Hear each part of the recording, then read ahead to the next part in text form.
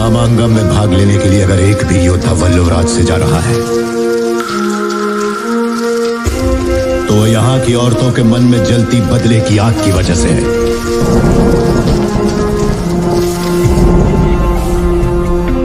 ऐसी ही वीरांगनाओं की कोख से मैंने और तुमने जन्म लिया है।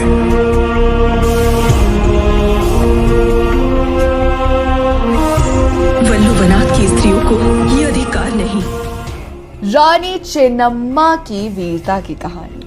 हेलो दोस्तों, मेरा नाम है स्प्रिया, मैं हूं आज के लिए आपकी होस्ट और दोस्त। आज मैं खबर लेकर आई हूं फिल्म बाहुबली के पार्ट 3 के बारे में।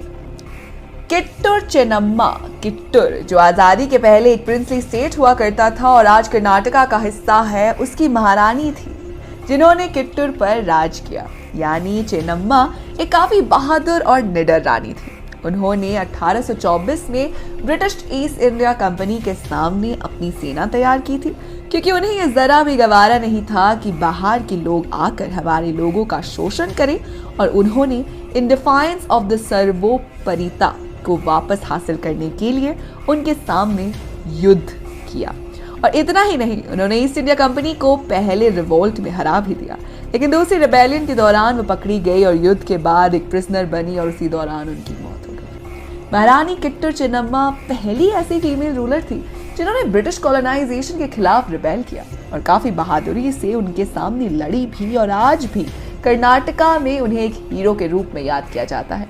और साथ ही वो इंडियन इंडिपेंडेंस मूवमेंट का एक काफी अहम हिस्सा भी थी, जिन्होंने अपनी जैसी स्त्रियों को अपनी आज़ादी से लड़ने के लिए बहुत इंस्पायर किया।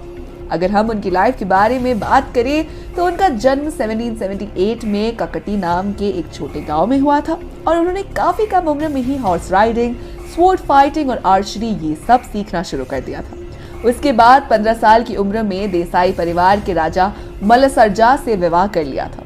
साल 1816 के दौरान राजा मल्लसर्जा और उनके बेटे की मृत्यु हो गई और वो चेन्नम्मा के लिए किट्टूर और ब्रिटिशों से लड़ाई छोड़कर चले गए।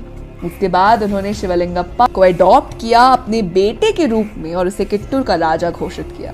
ब्रिटिशरों ने किट्टूर के खजाने और सोने को, जो उस समय 1.5 मिलियन रुपीस की कीमत के थे, उससे भी हड़प लिया और वॉर के लिए 20,797 जितने सैनिक और 437 गन्स इकट्ठे किए। लेकिन 1824 में हुए पहली राउंड के दौरान रानी चेन्नम्मा ने अपने सेनापति अमतुर बल्लप्पा की मदद से काफी बहादुरी से जंग लड़ी और उसे जीत भी लिया और काफी सारे अंग्रेज अफसरों को मार गिराया। लेकिन जब अंग्रेजों ने दूसरा हमला किया तब मुनरो, जो पहले से ही चेन्नम्मा के साथ था, उसकी मौत हो गई और उसके बाद रानी चेन्नम्मा को पकड़ लिया गया और बेलहोंगल फोर्ट में कैदी बनाकर रखा गया, जहां उनकी 31 फरवरी 1929 के दिन मौत हो गई। लेकिन उन्हें आज भी बड़े सम्मान के साथ याद किया जाता है। ये हमारे भारत की एक बहादुर महारानी की कहानी है, जिस पर बेस्ड बाहुबली 3 की स्टोरी हो सकती है, जिसपे अभी बाहुबली की आगे की जनरेशन दिखाई जा सकती है। और वैसे भी बाहुबली की दोनों फिल्मों में फीमेल कैरेक्टर्स पर ज्यादा फोकस तो किया गया ही है। तो दोस्तों, हमें जरूर बताइएगा कि आपको क्या लगता है कौन प्ले कर सकती है रानी चेन्नम्मा का रोल।